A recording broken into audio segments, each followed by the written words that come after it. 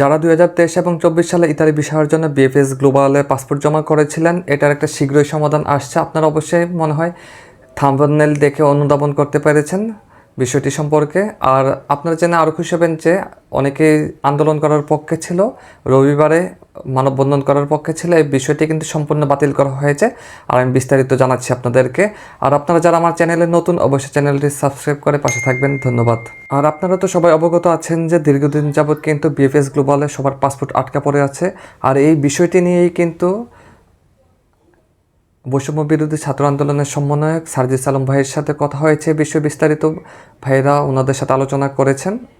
বিষয়টির অবশ্যই একটি সমাধান আসবে, কারণ আপনারা তো জানেন যে বাংলাদেশের যে অর্থনীতিতে অবদান রাখছে আর কিন্তু অধিকাংশই সিংহভাগই হচ্ছে যে বিদেশি রেমিটেন্স দ্বারাই কিন্তু বাংলাদেশের অর্থনীতি সচল হচ্ছে।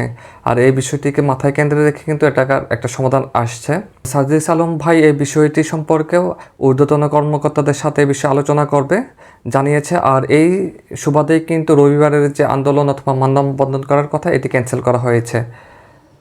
তো আপনারা অবশ্যই আশাবাদী হতে পারেন যে শীঘ্রই এর একটা সমাধান আসবে। আর আপনারা যারা আমার চ্যানেল নতুন, অবশ্যই চ্যানেলটি সাবস্ক্রাইব করে পাশে থাকবেন।